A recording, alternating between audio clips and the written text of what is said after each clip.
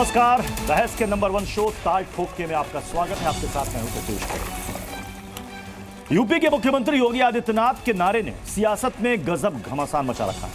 BJP को लगता है कि हरियाणा चुनाव में योगी का नारा बटेंगे तो कटेंगे को वोटर्स ने हाथों हाथ लिया तो हरियाणा चुनाव सुपर डुपर हिट हो गया। जनता ने सियासत के बॉक्स ऑफिस पर बीजेपी को बम्पर फायदा पहुंचाया और सरकार भी बना दी। अब वही पोस्टर महाराष्ट्र में जगह जगह चमक रहे हैं, लोगों की आंखों से टकराकर जहन में उतर रहे हैं और उन पर बहस भी हो रही है, चर्चाएं भी हो रही हैं। तो विपक्ष ने भी नारे की गंभीरता को समझते हुए उसका एंटीडोट खोजा। महाराष्ट्र में संजय राउत ने कहा, यहां ना कोई बटेगा और ना ही कोई कटेगा। तो दूसरी तरफ यूपी उपचुनाव में भी बीजेपी योगी के नारे को बूस्टर पैक की तरह इस्तेमाल करती दिखी। तो वहीं समाजवादी पार्टी ने वहां भी मोर्चा खोल दिया, बीजेपी के ये हथियार को उनके खिलाफ इस्तेमाल कर डाला। समाजवादी पार्टी के नेता और अखिलेश यादव के चाचा शिवपाल यादव बोले, ना पीडीए बटेगा ना कटेगा और जो ऐसी बात करेगा वो पिटेगा। गौर करने वाली बात यह है कि उन्होंने पीडीए का नाम लेकर एक तीर से दो निशाने साधे। एक तो पीडीए जिसने यूपी लोकसभा चुनाव में समाजवादी पार्टी को जश्न का मौका दिया, उसको एकजुट दिखाने का प्रयास, और दूसरी तरफ योगी के नारे पर प्रहार। इसी कड़ी में लखनऊ में समाजवादी पार्टी की तरफ से पोस्टर भी लगाया गया जिसमें लिखा गया, ना बटेंगे ना कटेंगे, नफरत फैलाने वाले 27 में अटेंगे।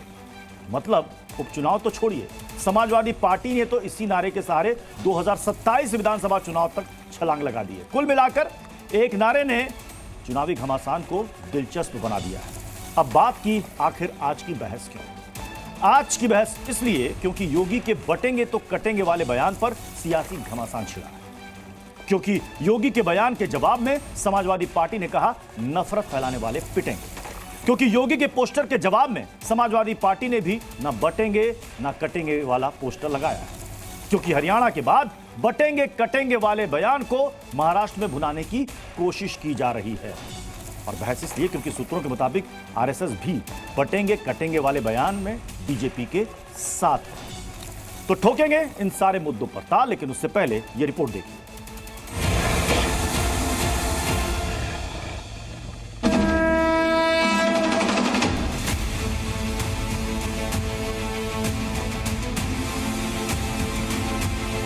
अगर हम बटेंगे तो बांटने वाले महफिल सजाएंगे। न तो पीडीए न तो बटेगा न कटेगा और जो ऐसी बातें करेगा बाद में पिटेंगे। बटोगे तो कटोगे, एक रहोगे तो नेक रहोगे। इनमें तो यहाँ न कोई बटेगा न कोई कटेगा। हम जाति भाषा प्रांत के अगर भेद से हम करेंगे तो हम कटेंगे। तो इसलिए एकता आवश्यक है किसी भी राष्ट्र के राष्ट्र। उनका काम नफरत फैलाने का है, हमारा काम मोहब्बत फैलाने का है। ये योगी आदित्यनाथ जी की सरकार है, इसमें मारने पीटने वालों की तो बड़ी हालत खराब है। शिवपाल जी जो इस समय के जो चेहरे बदलकर जो अंग्रेजों की मुखबिरी करते थे, आशासन में बैठे हैं, इनको मुट्ठी बांधकर इनको भगाएंगे।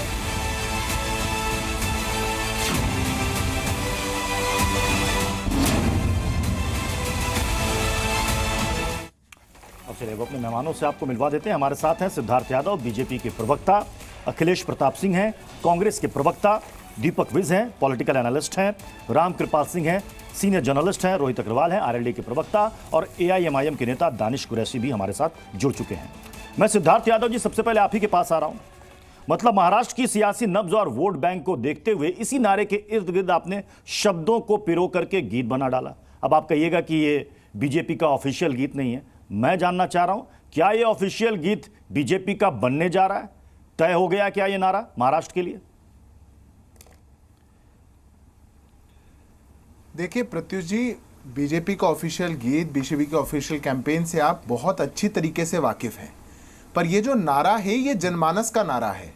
बटेंगे तो कटेंगे, या आज देश की जनता, देश के हर प्रदेश की जनता समझती है, जानती है और ऐतिहासिक रूप से जानती आई है। United we stand, divided we fall. अंग्रेजी में इनको अच्छा लगता है तो अंग्रेजी में कह देते हैं इनको चाइना से प्यार होगा तो चाइनीज में कह देते हैं, इटालियन अच्छा लगेगा तो उस भाषा में समझा देते हैं। इसमें गलत क्या है? पर ये लोग जो समाज को बांटना चाहते हैं वो कहीं ना कहीं इसमें अपनी राजनीतिक रोटियां सेकने के लिए इस बात से घबरा चुके हैं, पसीने छूट चुके हैं। अब आप मुझे बताइए, जिस देश के अंदर जहां पर एक नेता कहता हो कि 15 मिनट के लिए पुलिस को हटा दीजिए और फिर हम सबका हिसाब बराबर कर देंगे, वो कम्युनल है या ये कम्युनल है? वो क्या कहना चाहते हैं? जहां पर शरद पवार जी 2019 के चुनाव में कहते हैं कि मुसलमानों को एकजुट होकर के हमारे लिए वोट करना चाहिए, वो कम्युनल है या ये कम्युनल है? जहां पर नारे लगाते हो वोट जिहाद करने का, वो नहीं इनको दिखाई देता। जहां इनके नेता कहते हो कि हम सबका हिसाब कर देंगे, वो नहीं तो दिखाई सिद्धार्थ देता। यादव जी एक क्लैरिटी चाहिए। हैं। सिद्धार्थ यादव जी एक क्लैरिटी चाहिए। ये बटेंगे से मतलब क्या है? हिंदू मुसलमान या जात पात? देखिए प्रत्युष जी, समझदार कोई भी व्यक्ति होगा तो वो समझ जाएगा। हमारे जो भेद हैं उन भेद मैं इसलिए आपको समझा देता हूं ताकि जिनको पैनल में कुछ लोग हो सकते हैं समझ ना आ रहा हो तो उनको समझाने के लिए आवश्यक है। हमारे समाज के जो भेद हैं, जिन भेदों को बढ़ाते हुए कुछ राजनीतिक गिद्ध राजनीति आज तक करते आए, समाज को बांटते हुए, उन भेदों में हमको नहीं बटना है। हम बटेंगे तो निश्चित रूप से कटेंगे, एक रहेंगे तो नेक रहेंगे, इसमें कोई दो राय नहीं है। अब वो जाति के लोकसभा चुनाव के समय में भी एक गीत बड़ा हिट हुआ था। लोकसभा चुनाव के समय भी एक गीत बड़ा हिट हुआ था, जो राम को लाए हैं हम उनको लाएंगे। बीजेपी के कई नेताओं ने मन से भाषण में इसका इस्तेमाल भी किया था। विपक्ष कह रहा है कि जो राम को लाए हैं हम उनको लाएंगे, खुद राम की नगरी में हार गए, और ये जब खुद यूपी को संभाल नहीं पाए तो महाराष्ट्र क्या संभाल पाएंगे? सिद्धार्थ जी, तो मानता हूं कि विपक्ष का जो एक वैचारिक दिवालियापन हो चुका है उसका परिणाम है कि वो ऐसी बातें कहते हैं। अजमेर के अंदर भारतीय जनता पार्टी जीत गई, अजमेर शरीफ है वहां पर, ये आर्ग्यूमेंट वहां पे देंगे। जामा मस्जिद जहां पर है दिल्ली के अंदर, वहां भारतीय जनता पार्टी ये आर्ग्यूमेंट देंगे। पर सनातन धर्म को गाली देना, सनातन धर्म को कहीं ना कहीं घसीट करके अपमानित करना और अपने नेता को अयोध्या नरेश बताना, जो पार्टियां ऐसे कुकृत्य करती हो, मैं मानता हूं कि देश की जनता उनको बहुत अच्छा जवाब देने जा रही है। रही बात, आज तक समाजवादी पार्टी के नेता और उनकी पार्टी वो राम मंदिर के दर्शन नहीं कर पाए और फिर इन नारों से घबराते हो, तो पहले अपने दामन में देखना चाहिए। तुष्टीकरण की राजनीति के दिन जा चुके, सच्चाई इस देश में बोलेंगे तो भलाई रहेगी। जी अखिलेश प्रताप सिंह जी, लोकसभा में आपने कहा जी कि बीजेपी धर्म, जाति, संप्रदाय के नाम पर लोगों को बांट रही है, नफरत फैला रही है, और आपके इस नारे का फायदा भी आपको मिला, सिर्फ आप ही को नहीं, इंडिया अलायंस को भी मिला। लेकिन क्या हुआ कि हरियाणा में आपका ये नारा फेल हो गया? कहीं ये नारा तो बीजेपी का हिट नहीं हो गया जिसकी वजह से आप फेल हो गए? ना बटेंगे ना कटेंगे। आपको गलतफहमी है, अब बुरी तरह गलतफहमी है, चूंकि गलतफहमी पता ना है कि नहीं है। मैसेज आया होगा व्हाट्सएप पे, इसलिए आपको ये भाषा बोलनी है। हरियाणा में मात्र हम 0.0% के डिफरेंस से चुनाव हारे हैं। व्हाट्सएप, टेलीग्राम, सब जगह मैसेज आ गया। हाँ सर, बताइए। अब सब सुना? हाँ, सुन लीजिए बताइए। हरियाणा में हम 0.01% 2% के मार्जिन से हारे हैं, जिसमें लगभग 17 सीटें ऐसी थी जिसमें कांग्रेस के रिबेल 20,000 से 50,000 वोट पाए थे, और 4-5 जगह तो कांग्रेस दूसरे स्थान पे थी। हम सिर्फ अपने रिबेल ठीक कर लिए होते, अपनी कमियों से हारे, इस नारे से नहीं हारे। देखिए प्रत्युष जी, जैसा आदमी का चरित्र चिंतन स्वभाव होता है, उस तरह की भाषा और उस तरह के आचरण वो करता है। हमारे मानव समाज में या सनातन धर्म में अभिव्यक्ति के लिए 2 प्रकार की भाषाओं का प्रयोग होता है, एक सौम्य सरल सभ्य और एक हिंसक कट्टर, जिसे अतीत में उसकी चर्चा फिर यहाँ नहीं करूँगा, जाने दीजिए। तो जो सभ्य होता है वो, और जो थोड़ा पढ़ा लिखा समझदार किस्म का, अच्छी सोच का होता है, सबको लेके चलने की बात करता है, वो भाषा दूसरी होती है।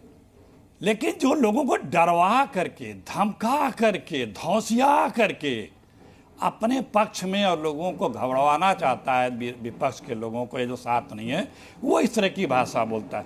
यह किसी भी प्रकार से सभ्य समाज या लोकतांत्रिक समाज की भाषा नहीं, ये फांसीवादियों की भाषा है। हमारे यहाँ यदि किसी चीज़ को करने से मना किया जाता है तो कहा जाता है कि जहाँ सुमति तहाँ संपत्ति नाना, जहाँ कुमति तहाँ विपत्ति निदाना। सभ्य तरीके से समझाया जाता है। लेकिन यही बात अगर कट्टर हिंसक बातें करेंगे तो जो भाषा बोली जा रही है बीजेपी के द्वारा, वो इस तरह से बोली जा रही है। लेकिन बीजेपी के इस नारे में जो योगी आदित्यनाथ ने हरियाणा चुनाव प्रचार के समय इस्तेमाल किया था, एक सेकंड सर, बिल्कुल 10 सेकंड लूंगा सर। आठवीं बार दोहरा रहे हैं सर, 10 सेकंड लूंगा, 10 सेकंड लूंगा। अपने एजेंडे पर बार-बार आ रहे हैं, आते रहिए, कोई फर्क नहीं पड़ता। एक सेकंड सर, आप नहीं, आप बोलने के लिए आजाद है सर, अभिव्यक्ति की आजादी है, हमारे शो में अभिव्यक्ति की आजादी है, आप जो चाहे बोल सकते हैं, बोलिए, जो इल्जाम लगाना लगा सकते हैं, व्हाट्सएप, टेलीग्राम, जनता देख समझ रही है। बोलिए ना, मेरा सवाल ये है कि आपने कहा बीजेपी वोटर्स को, लोगों को बांट रही है। योगी आदित्यनाथ ने इसी के साथ एक लाइन और जोड़ा था, एक रहेंगे तो नेक रहेंगे। क्या यह भी हिंसक बयान है? अब आपको पता नहीं समझ में आया कि नहीं आया। पहले आप भाषा का जो होता है ना शब्द भावार्थ, किस तारतम्य में क्या कहा गया है, उसके साथ भाषा का भावार्थ निकाला जाता है। शब्दार्थ से बड़ा भावार्थ होता है। अगर भाषा का ज्ञान आपको होगा तो आप समझ जाते होंगे। मैंने कहा कि दुनिया में सिर्फ हिंदुस्तान में जितने जगह हिंसक कट्टर विचारधारा के लोगों का उदय हुआ है, वो इसी तरह की भाषा से हुआ है। हम खतरे में हैं, मेरा देश खतरे में है, मेरा धर्म खतरे में है, मेरा जात खतरे में है। खतरे में वो खुद होते हैं। अगर आप उनके विपरीत चले गए तो आपके भी विपरीत होते हैं, भले ही आप उसी जात धर्म बिरादरी के हो। तो ये, और तीसरी बात, जो सरकार लगभग 8 साल 9 साल होने जा रहा है यूपी में और दिल्ली में 10-11 साल, कितनी कंगाल है। उसके पास अपनी कोई उपलब्धि नहीं है, अपना कोई ऐसा मानक नहीं है या कोई ऐसी बताने की चीज नहीं है कि वो कह सके। रोजाना यही बातें। ठीक है, पूरा 10 साल का प्राइम टाइम का टॉपिक उठा के देख लीजिए, सारा वही घिसा पटा, एक ही कैसेट, सिर्फ नाम बदलता रहता, सबके भाव एक ही रहते हैं। मैं दीपक जी आपके पास आ रहा हूं। खुद बीजेपी अपने आप को सत्ता दिवालिया बता रही है कि आपकी सरकार, बीजेपी खुद अपने आप को दिवालिया घोषित कर रही है। बटेंगे तो कटेंगे, ये नफरत फैलाने वाला बयान है, ये हिंसक बयान है बकौल विपक्ष। तो बटेंगे ना कटेंगे, चुनाव के बाद ये पिटेंगे, इसको किस श्रेणी में रखा जाए? देखिए, कौन किसको पीट रहा है? देखिए, मेरा मानना यह है कि देखिए, देश में है लोकतंत्र। और जो बटेंगे कटेंगे, पहले इन्होंने कन्हैया जो मित्तल है उनसे पहले राम के नाम पे आपने देखिए गाना करवाया था, जो सबको पता है कि भाई वो प्रोफेशनल सिंगर हैं, 5 से 10 लाख रुपए लेते हैं, और उसको कोई भी उनको हम भी दे देंगे, कोई दूसरी पार्टी दे देगी, विपक्ष दे देगा, हम और आप आम आदमी हम दे देंगे, तो वो वैसे ही गाना बना के दे देंगे। और गाना देखिए क्या बना रहे हैं कि जो राम को लाए हैं हम उनको लाएंगे। अरे राम तो सबको लाए हैं, कोई राम को ला सकता है क्या? ऐसे ऐसे गाने बना रहे हैं। ऐसे आदमी को तो मेरा मानना है जेल में डालना चाहिए। वो आदमी हरियाणा से कांग्रेस की टिकट मांग रहा था, बीजेपी छोड़ दी थी। जब उसको कांग्रेस से टिकट नहीं मिली, वो दोबारा बीजेपी में आ गया। अब हरियाणा की बात आप कह रहे हो कि बटेंगे और कटेंगे, हरियाणा में वो जीत गए। देखिए, ये खट्टर और सैनी की जीत को मार्जिनलाइज करने की आदत है इनकी। खुद मोदी जी वहां केवल 4 बार गए, उनको लग रहा था ये हार गए हैं। जब वो खट्टर और सैनी की वजह से वहां पे जीत गए और वहां पे उन्होंने बांटा, जाट वर्सेस अदर कर दिया चुनाव, और फिर बाद में उन्होंने कहा ये श्रेय जो है खट्टर और सैनी को ना चला जाए, और जाट वर्सेस अदर जो हमने बंटवारा किया है उसका मैसेज दूर तक ना चला जाए, पश्चिम उत्तर प्रदेश में ना चला जाए, दिल्ली के जाटों में ना चला जाए, राजस्थान के जाटों में ना चला जाए, तो उन्होंने ये नारा इसको आगे किया है। अब आ जाए उत्तर प्रदेश में। अगर वो नारा वहां चला था तो उत्तर प्रदेश में क्यों नहीं चला? उत्तर प्रदेश में आप देखिए 37 सीट वहां समाजवादी पार्टी जीती, 6 सीट वहां पे कांग्रेस जीती, ये 32-33 पे रह गए। अब मैं आपको फिर बता रहा हूं कि ये जो अभी इन्होंने बोला ना, ये नारा असल में दिया है अमित शाह और मोदी के लिए। वो अमित शाह और मोदी के लिए नारा इन्होंने इसलिए दिया है कि हमारे साथ तुम इकट्ठे रहो भाई, मुझे खत्म मत करो। जो वो योगी को बार बार उत्तर प्रदेश में हराना चाह रहे हैं, उसने ये भी कहा कि एक रहेंगे तो नेक रहेंगे। आप देखो, नमस्ते करनी बंद कर दी थी। आपने वो वीडियो देखा, मतलब आप कह रहे हैं ये नारा बीजेपी के अंदर इंटरनल मैसेज दिया है उनको कि भैया एक रहोगे तो नेक रहेंगे, क्योंकि उन्होंने नमस्ते भी नहीं की थी, अगर आपको याद होगा अमित शाह और मोदी को। तो उन्होंने कहा भैया मेरे साथ रहोगे तो नेक रहोगे, नहीं तो मैं जवाब सिद्धार्थ यादव एक लाइन में और खत्म, एक लाइन खत्म कर रहा हूं। और आरएसएस ने खुलेआम उनकी सपोर्ट करके योगी जी की, ये वहां इंटरनल उनको दिया मैसेज बीजेपी वालों को कि भैया अब हम अमित शाह और मोदी के साथ नहीं हैं और हम हैं योगी के साथ, क्योंकि बायोलॉजिकल आपने देखा भागवत जी ने वो भी बोला था कि एक आदमी जो अपने आप को सुपर भगवान मान रहा है तो वो सुपर भगवान कोई नहीं होता। मैं इस पर जवाब लूंगा सिद्धार्थ यादव जी से, लेकिन उससे पहले ये बताइए, अगर ये नारा इंटरनल मैसेजिंग है तो फिर इसी नारे के इर्द गिर्द विपक्ष भी तो आ गया। आज आपके पार्टी के दफ्तर के बाहर पोस्टर लगे हैं, ना बटेंगे ना कटेंगे, 2027 में नफरत वाले हटेंगे। यानी बीजेपी ने मजबूर कर दिया आपको इस नारे के इर्द गिर्द आने पर। उसका बहुत बेनिफिट मिलने वाला विपक्ष का। बहुत बढ़िया बात आपने क्वेश्चन पूछा प्रत्योक जी, कि उन्होंने बोला जैसे पीडीए का मतलब है पिछड़ा, दलित, आदि आबादी, पीड़ित, दुखी, अल्पसंख्यक, उसके कई भाव बनते हैं, आप देखा होगा आपने। तो वो सब वो कह रहे हैं कि सब वो इकट्ठे रहेंगे तो फिर ये पक्का ये हारेंगे, एक चीज। दूसरी बात, आपने वो शिवपाल वाले बयान जी की बात रह गई थी, शिवपाल यादव जी के। शिवपाल यादव जी ने जो बयान दिया लोकतंत्र, उनका मतलब था कि वोटों के द्वारा ये पिटेंगे।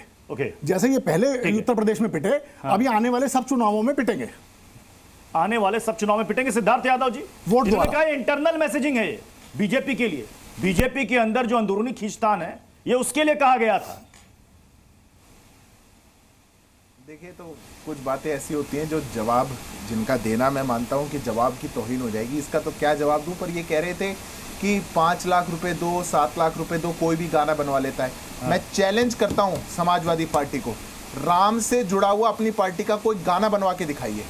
सर मैं कन्हैयालाल मित्तल की बात कर रहा हूं। वोट बैंक भाग जाएगा। सर कन्हैयालाल मित्तल की बात कर रहा हूं, जिन्होंने कांग्रेस से टिकट मांगी हरियाणा से। अरे मैं कहता हूं, अखिलेश जी बता देंगे हमें। मैं आपके बीच में नहीं बोला था, मैं दीपक मिर्जा आपके बीच में नहीं बोला था। आप सुनने की हिम्मत रखिए। नहीं, मैं सुन रहा हूं। मैं कहता हूं आप देश के किसी भी सिंगर आपकी बात को काट नहीं रहा हूं, मैं संशोधित कर रहा हूं। आप देश, मैं अपनी बात पूरी कर लूं। जी बोलिए। आप देश के किसी भी सिंगर से, आप देश के किसी भी सिंगर से जो आपको अच्छा लगे, आप जितना पैसा देना चाहें उसको पैसा दे करके आप राम से जुड़ा हुआ समाजवादी पार्टी का एक गाना बनवा दीजिए।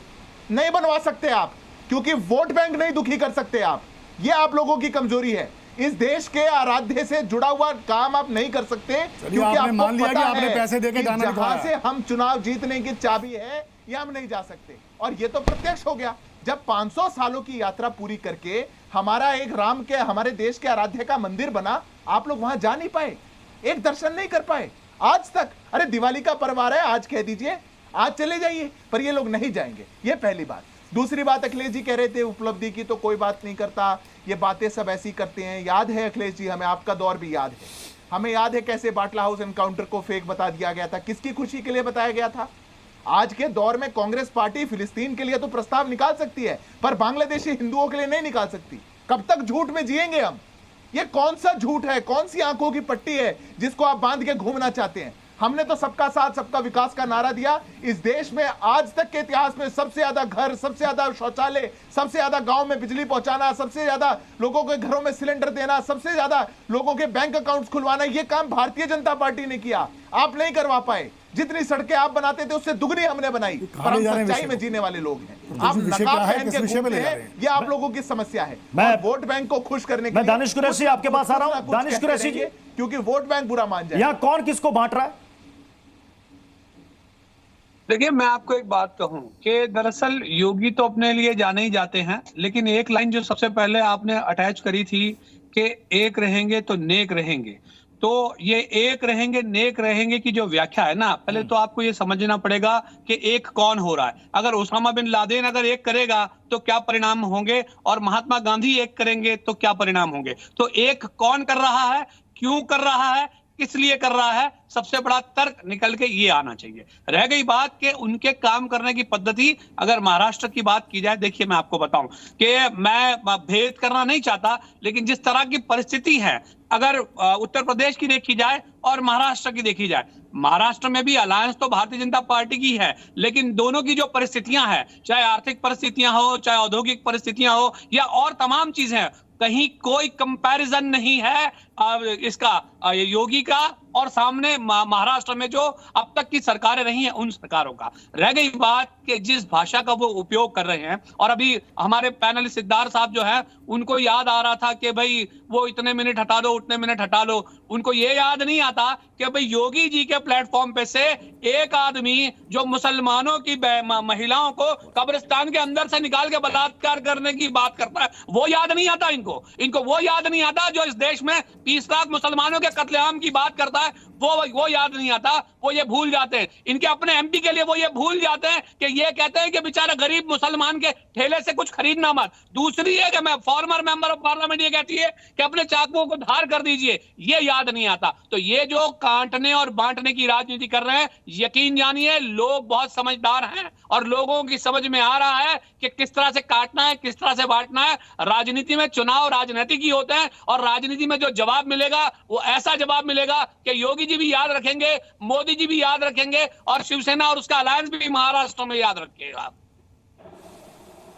सिद्धार्थ यादव जी, बड़ा इल्जाम लगा दिया आप पर कि आप इस नारे को दे करके लोगों को बांटने की कोशिश कर रहे हैं, नफरत फैलाने की कोशिश कर रहे हैं, यही आपका एकमात्र एजेंडा है। पृथ्वी जी कुछ नया लगाया होता तो बात भी थी। ये तो रोज ही बोलते हैं।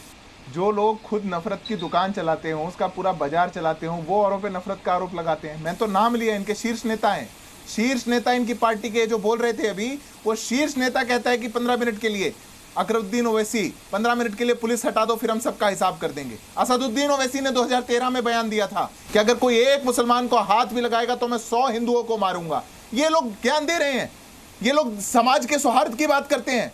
हाँ, बिल्कुल ठीक बात कही। कौन इकट्ठा करता है, कौन इकट्ठा करता है जलसों के अंदर और फिर नफरत फैलाता है, ये तो देश की जनता देखती आई है।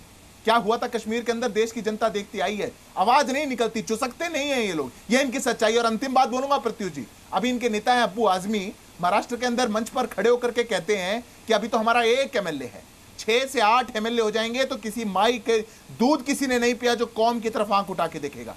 किसको कहना चाह रहे हैं, किसके लिए कह रहे हैं? आगे कहते हैं, वो कहते हैं मैं अपनी जान दे सकता हूं अपनी कौम के लिए। ये सेकुलर है, ये संविधान के हिसाब से है।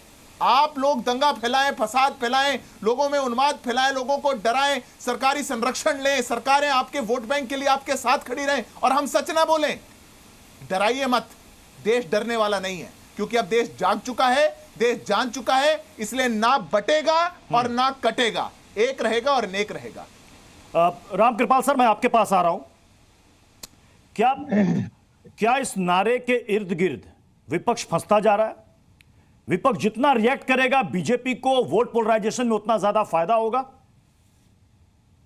देखिए, मैंने हाथ इसलिए उठाया था कि हम लोगों को भी एक एक बार अगर बोल लिया जाए तो, क्योंकि बार बार 3-3 बार लोग आ जाते हैं और हम दोनों बैठे हुए हैं रोहित भाई, तो मैंने अपने लिए नहीं कहा था, लेकिन चूंकि आपने मौका दे दिया है तो मैं, देखिए एक बात है,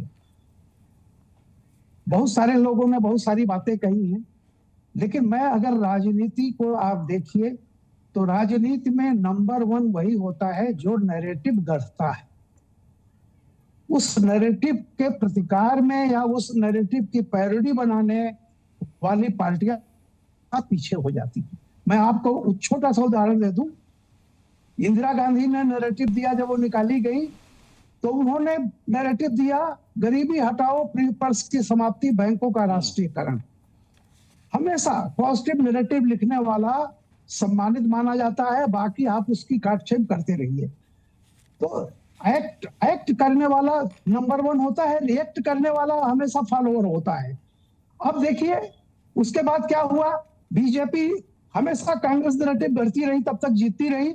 उसके बाद पहली बार हुआ राइट विंग ने कहा मंदिर यही बनाएंगे, और उसके बाद से बाकी लोग उसकी काट करते थे, तारीख नहीं बताएंगे, तारीख नहीं बताएंगे, तो वो जीतते रहे, अच्छे दिन आएंगे, जीतते रहे।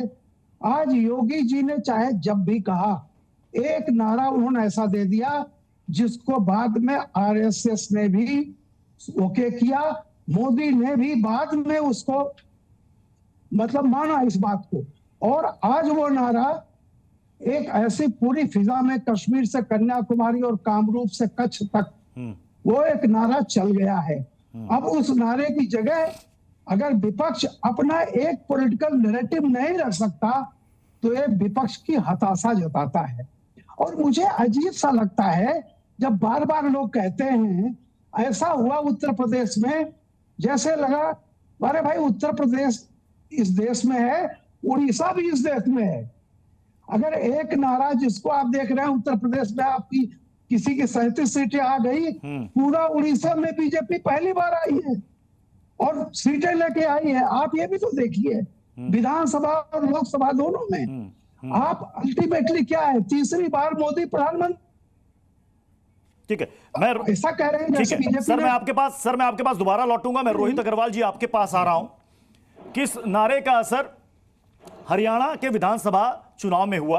क्योंकि जो स्ट्राइक रेट है उसमें 13 सीटों पर भाजपा ने दर्ज की जीत, जहां पर योगी आदित्यनाथ ने 20 सीटों पर चुनाव प्रचार किया था इस नारे को लेकर।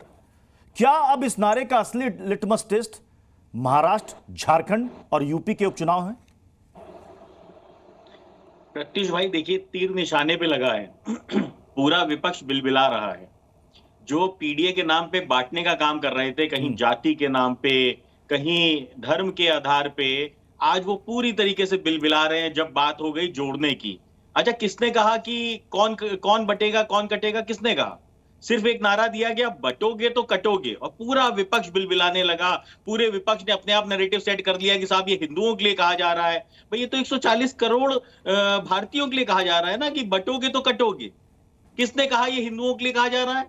परंतु पूरा विपक्ष बिलबिला रहा है। तो ये साफ दिखाई पड़ता है कि बिल्कुल तीर निशाने पे लगा है, सटीक लगा है। पीडीए के नाम पे राजनीति करने वालों की दुकान बंद हो गई। और ये खैर कांग्रेस को तो मैं क्या ही कहूं, जो मोहब्बत की दुकान चला रहे हैं, जो खुद अपने राजनीतिक दल को दुकान कहें, अब उनकी दुकान में सामान बचा नहीं है। अब जनता उनकी दुकान से सामान खरीदती नहीं है। अब पुराना जो मटेरियल है उसी को बार बार लाके जनता के सामने परोसने की कोशिश कर रहे हैं। पर जनता इनके पुराने मटेरियल की सच्चाई जान चुकी है कि भैया वो फुस्सी बम है, दिवाली का टाइम है और वो बम फुस हुआ चला जा रहा है सारी दिवालियों पे। तो अब ऐसी स्थिति में जो दुकान चला रहे हैं लोग, इनकी दुकान का माल। अग्रवाल जी, कांग्रेस आपकी पुरानी सहयोगी रही है, इतनी खटास भी अच्छी नहीं है, वापसी होगी तो मुश्किल हो जाएगी।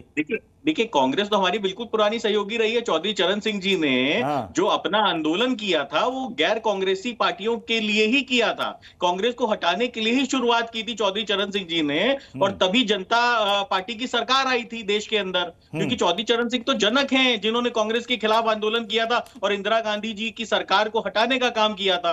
देखिए, जो बाबर की मजार पे माथा टेकते आए, नेहरू जी ने माथा टेका, इंदिरा गांधी ने माथा टेका, राहुल गांधी ने माथा टेका, वो भगवान राम की नगरी में जाके माथा टेकने में उनको दिक्कत हो रही है। तो अब तो जनता भी समझ चुकी है। मैं आज तक समझ नहीं पाया प्रत्युष भाई, 2024 के चुनाव के बाद से मैं उत्तर प्रदेश में बहुत मैंने कोशिश की, मुझे अयोध्या सीट नहीं मिल रही। आप बताओ मुझे कौन सी लोकसभा सीट है अयोध्या? हाँ, एक लोकसभा सीट जरूर है फैजाबाद, जिसमें करीब 5 विधानसभा आती है, लगभग 4.5 या 5 विधानसभा आती है। उसमें से एक अयोध्या विधानसभा का नाम है, जहां से भारतीय जनता पार्टी जीत के आई लोकसभा सीट के चुनाव में भी।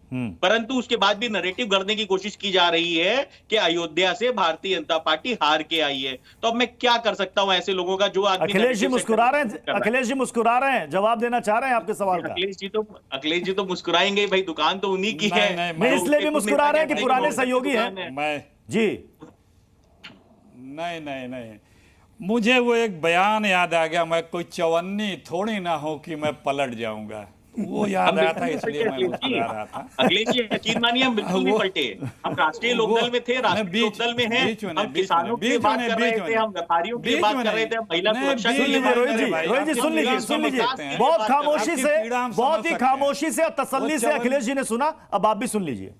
ठीक है, डन। आप मुझे मौका दीजिए। चवन्नी आप पे भारी है, चिंता मत करें आप, एकदम चवन्नी आप पे भारी है। देखिए प्रत्युष जी, दरअसल में बात ये है कि जो भाजपाई है ना, ये कोई राम के नहीं है, ये सिर्फ नाथू राम के हैं। अगर राम मंदिर पे बहस हो जाएगी तो इन्होंने देश के साथ सबसे बड़ा धोखा किया है। मुकदमा राम लड़ा, विराजमान लड़े थे, वहाँ पे जहाँ जिस चीज़ का मुकदमा जीता गया था, क्या वहाँ मंदिर बना है? आप गए हैं कि नहीं गए हैं? वहाँ वो जो 3.25 एकड़ जमीन थी, क्या वहाँ बना है? गर्भगृह वहाँ बना है? छोड़िए, जाने दीजिए, किसी और दिन बात कर लेंगे। चलिए, नहीं बना, अगर विवादित जगह पे आप कह रहे हो नहीं बना, जो भी तो भैया अरे जहां चुप रहो बना यार, वहां माथा अरे टेका सुनो यार, चुप रहो, अरे नहीं, आपने खामोश माथा रहो। टेका, आपके नेता ने माथा टेका खामोश क्या? रहो। क्यों चुप रहे हैं? अरे जनता को छोड़ो। आपकी सच्चाई पता अरे चलनी छोड़ो चाहिए यार। ना। वैसे तो जनता आपकी सच्चाई जान चुकी है। अब 1947 यार भाई नहीं को दिखा लो यार, देश का विभाजन ये किया धर्म के नाम पे, आज वो ये जातियों के तुम्हें- नाम पे देश का विभाजन करना ये- चाहते हैं।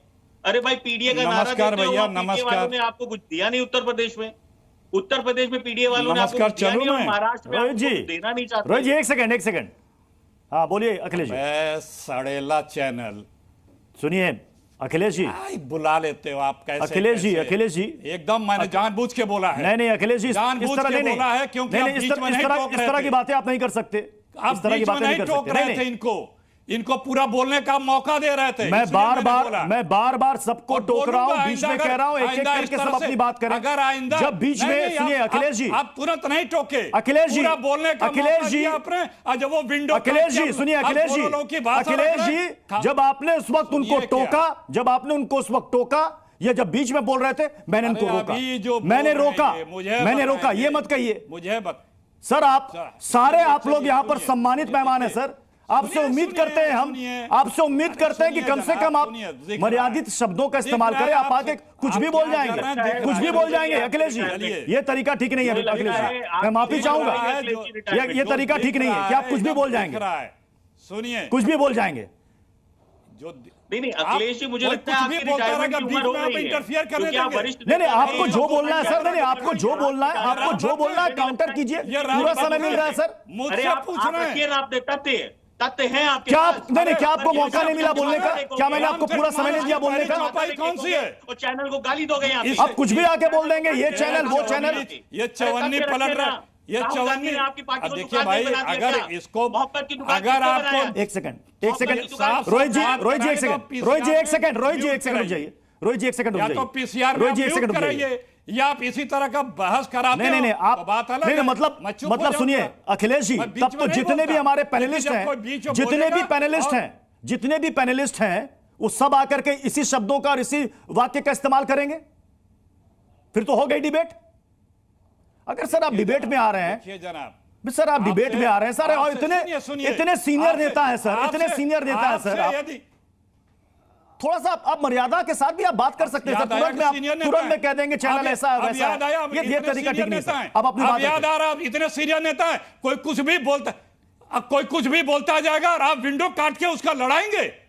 आपका पीसीआर रोकता क्यों नहीं? सारे लोग हैं आप, फिर क्या नहीं सर, सुनेंगे? सारे लोग हैं इस वक्त, आप भी अरे दिख रहे सारे हैं, लोग आप भी नहीं दिख हैं। रहे हैं, सिद्धार्थ यादव दिख रहे हैं, चैनल सारे लोग विंडो दिख रहे हैं। काट के उसको मौका दे रहा है और आप सर, आप बोलने अपनी दे रहे बात हैं। रखिए, पब्लिक सुनिए, देख रही है। चलिए अखिलेश सुनिए, जी, बात आप अपनी सुनिए, बात रखिए सर, आप सुनिए, अपनी सुनिए, बात सुनिए जी। अरे चलिए, रख रहा हूं, बात रख रहा हूं, बात रख रहा हूं।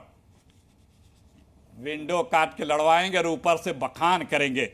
मैं बात ये रख रहा था कि जो आप लोग बीजेपी ने कुछ भी बोल दिया, ब्रह्मास्त्र है, ये अकाट्य है, ये एजेंडा बन गया, ये जो है वो तय हो गया, ये फलाना तय कर दिया, गोदी जी और जो उनके समर्थक ये बोलने लगते हैं, भूल जाते हैं कि लोकसभा चुनाव में 400 पार का नारा अकाट्य था और संविधान बदलने की बात अकाट्य थी, निपट गए।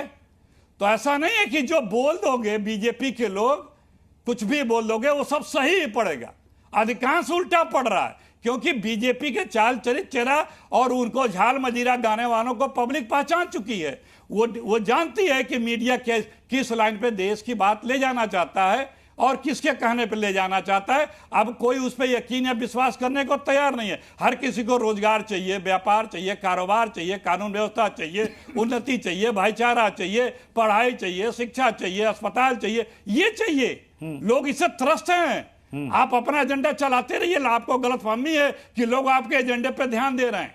कोई नहीं ध्यान दे रहा है। सारे रिसर्च बताते हैं कि 30% घट के टीवी का न्यूज का ऑडियंस आ चुकी है। तो अब ये सब बातें पब्लिक को बर्दाश्त नहीं होती है। चलिए, सरकार के पास कोई उपलब्धि नहीं है, ठीक है, सरकार के पास अपना कोई एजेंडा नहीं है। ठीक है, चलिए सर, आपने जो कहा मैं विनम्रता के साथ मैंने सब कुछ सुन लिया। आप कह रहे 30% लोग देखते हैं, 10% लोग देखते हैं, फिर भी आप इसी टीवी चैनल पे आकर के आप डिबेट भी करते हैं सर। ये तो अभिव्यक्ति का अधिकार है सबको ना सर। एकदम आएंगे, आप बुलाएंगे तो बिल्कुल सर, हम तो हमेशा बुलाते हैं सर, खुले दिल से बुलाते हैं, हम तो खुले दिल से बुलाते हैं, हम तो खुले दिल से बुलाते हैं, हम चाहते हैं कि आप आए, हमेशा आए। अब मैं आ रहा हूं सिद्धार्थ यादव जी। चाहते हैं कि मीडिया देश के मजबूत। सिद्धार्थ यादव जी, पहली बात तो ये कि सर मीडिया तय नहीं करता, ये जनता तय करती है कि इसको वोट देना है और नहीं देना है। तो अगर हम ये कहेंगे कि मीडिया तय करता तो फिर ये जनता और जनादेश का सबसे बड़ा अपमान होगा। मैं सिद्धार्थ यादव जी आपके पास आ रहा हूं। सीएम योगी आदित्यनाथ का वो बयान था बांग्लादेश के संदर्भ में, उन्होंने ये बयान दिया था। उसके बाद इस बयान से आपको लगा कि हरियाणा चुनाव में फायदा हो गया तो आपने इसको आगे बढ़ा दिया, लेकिन दरअसल में आपकी मेन चिंता जो है वो महाराष्ट्र के मराठवाड़ा को लेकर के है, क्योंकि वहां पर जाति का मुद्दा और आरक्षण का मुद्दा सबसे अहम है और वहां आपकी लड़ाई हिंदू वोटर में 3 धड़ों में बढ़ जाएगी, एक आप, एक शिवसेना का 2 गुट। कैसे संभाल पाइएगा आप? क्योंकि मराठवाड़ा में आप देख लीजिए लोकसभा में आपको कितनी सीटें आई, कितनी सीटें आई? देखिए प्रत्युष जी, सबसे पहले तो मैं अभी जो आपके टीवी डिबेट पे चल रहा था जी, कई बार अभी त्योहारों का समय चल रहा है और नकली सामान बहुत मिल रहा है, ऐसे इनकी मोहब्बत की दुकान में कितना नकली सामान है मैं देख रहा था। इतनी निकृष्ट भाषा और इस प्रकार की भाषा टीवी डिबेट्स में आने लग गई है, मैं मानता हूं कि वो सबके लिए थोड़ा दुर्भाग्यपूर्ण है। पर खैर, मैं महत्वपूर्ण विषय पर और आज के विषय पर अपनी बात रखता हूं। देखिए, अभी आपने कहा प्रत्युष जी, ये नारा था, नारा वहां संदर्भ में कहा गया, हमने उसको आगे बढ़ा दिया, अब ये हमारी चिंता है। आपको इस बात को समझना पड़ेगा कि जब योगी जी ने इस बात को कहा था, उन्होंने कहा था कि राष्ट्र सबसे महत्वपूर्ण है, हमको बंटना नहीं है, जो बटेंगे तो कटेंगे, हमें एक रहना है तो हम नेक रहेंगे, नहीं तो बांग्लादेश का उदाहरण हमारे सामने है। हमने हरियाणा के अंदर चुनाव लड़ा, हरियाणा के अंदर तमाम मुद्दे, 10 साल की हमारी सरकार के प्रो इनकम्बेंसी में हमको वोट मिला। योगी जी ने वहां जाकर के प्रचार किया।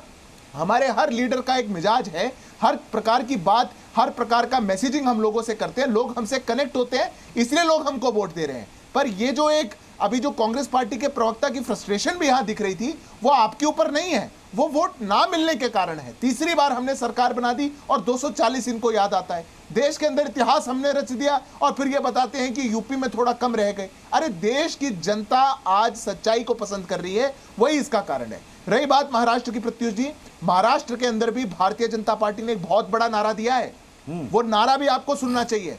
2047 तक महाराष्ट्र की इकोनॉमी को $1.5 ट्रिलियन का बनाने का, ये बात, विकास की बात, डेवलपमेंट की बात, ये भारतीय जनता पार्टी के लिए सतत है। पर साथ ही साथ अगर हमारे समाज से बात उठ के आ रही है कि बटेंगे तो कटेंगे, ये बात समाज का मर्म है, तो इनको क्यों दिक्कत होती है? अरे एजेंडा है तो मत बोलिए ना, पर आप इस पे उल्टी बात बोलेंगे, आप आके कहेंगे कटेंगे नहीं, पीटेंगे भी, हम पीटेंगे तुमको, हम मारेंगे तुमको, आप जाके होर्डिंग लगाएंगे, कुछ और करेंगे। जब आपकी फ्रस्ट्रेशन, जब आपके एजेंडे ऐसे निकल करके आते हैं तो देश की जनता और देश का समाज सब कुछ देखता है प्रत्युष जी। इसलिए मैं मानता नहीं कि किसी प्रकार का कोई कंफ्यूजन आज देश की जनता के सामने। अखिलेश जी, देखिए, ये अभी ट्रिलियन कुछ शब्द का प्रयोग किए थे। 5 साल पहले भी भारत की इकोनॉमी को 5 ट्रिलियन का नारा देते थे। देखो, बीजेपी का मतलब बड़ी झूठी पार्टी, इसके पहले भी ये झूठ बोल रहे थे। झूठ बोलना तो सिर्फ जिनका शीर्ष नेतृत्व दिन भर झूठ बोलता है तो इनका तो अधिकार है। इन्होंने कहा कि घर दिया, आदरणीय मोदी जी ने कहा था 2022 तक हर परिवार को घर, पक्का घर देंगे, उसमें नल देंगे, उसमें जल देंगे, उसमें लाइट देंगे, LED देंगे।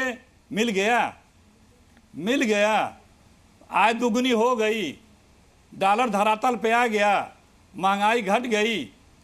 और कितना गिनाओ जो आप बोले थे, पानी, गैस से 80% लोग दोबारा भरा नहीं पा रहे हैं। जो बैंक अकाउंट, बैंक खाते की बात किए, 5 साल में 32,000 करोड़ रुपया खाता मेंटेनेंस करने के नाम पे गरीबों के ले लिए। जिन बच्चों का स्कॉलरशिप का पैसा गया था अकाउंट मेंटेन करने पे काट के ले लिया 35,000 करोड़। इन्हीं का जवाब है पार्लियामेंट में, इन्हीं का जवाब है, इन्हीं की सरकार का जवाब है। तो ये सिर्फ झूठ बोलने क्या अब ना। अरे भैया, 150 लाख दिखाइए, करोड़ अखिलेश जी, जवाब रुपए, दिखाइए। 150 लाख करोड़ रुपए आदरणीय मोदी जी 11 साल में 150 लाख करोड़ रुपए कर्जा लिए हैं, जितना 14 प्रधानमंत्री मात्र 54 लाख रुपए कर्जा ले पाए थे। क्या किए पैसा? मित्रों को बांटे ना। आपने कुछ क्लेम किया, उसका कागज दिखाइए, किसी प्रूफ गरीब का दिखाइए। पैसा तो माफ किया नहीं। किस चीज का? किस चीज का प्रूफ? आपने भी जनधन अकाउंट से 35,000 करोड़ रुपए ले लिया गया सरकार द्वारा, इसका प्रूफ दिखाइए जरा। अरे अभी गूगल सर्च कर लीजिए, अरे तुरंत सर्च कर लीजिए। 5 साल में ये गूगल, ये व्हाट्सएप वाली दिक्कत है आपकी। अरे तो अरे छोड़ो भैया, व्हाट्सएप नहीं करिए अखिलेश जी। कहीं भी पता। हाँ, ये व्हाट्सएप गोलवर्कर व्हाट्सएप यूनिवर्सिटी का नहीं है, ये आपके पार्लियामेंट का जवाब है। ये आपके पार्लियामेंट में बताया गया है। कांग्रेस, समझे ना आप? ये गांधी वाड्रा आपने तो सबको घर दे दिया, सबको घर दे दिया। 5 ट्रिलियन इकोनॉमी हो गई, हो गई। मैं आखिरी कमेंट रामकृपाल सर से लेना चाहूंगा। रामकृपाल सर, हो गई कि नहीं हो गई? महाराष्ट्र की सियासी तासीर को देखते हुए आपको लगता है कि अगर ये नारा बीजेपी को लगता है कि हरियाणा में हिट हो गया तो ये जरूरी है कि महाराष्ट्र में भी हिट हो जाएगा? देखिए, मैं ये कह रहा हूं कि सिर्फ इस नारे से न कोई जीतेगा न कोई हारेगा। ओवरऑल एक चीज आप देखिए, जनता जो है, सब लोग आज अगर बीजेपी को सफलता मिली है, अभी हमारे मान्यवर कह रहे थे कि 240 सीटें, मैं आपको एक बात बता दूं, इस देश में पिछले 34 सालों में कोई भी 240 सर, समय हमारे पास इतना ही है। पार्टी 240 सीट नहीं पा पाई। समय बस इतना ही है सर। मैं माफी चाहूंगा, आपको बीच में यहाँ पर रोक रहा हूँ। आज खुलेगा 24 साल पहले का सबसे बड़ा राज। टीवी इतिहास में भारतीय सेना पर सबसे बड़ा खुलासा। आज अगर आपने जी न्यूज नहीं देखा तो राज पता नहीं चल पाएगा। सेना पर हैरान करने वाला एक्सक्लूसिव खुलासा रात 9:57 पर देखना मत भूलिए। ऑपरेशन राहुल।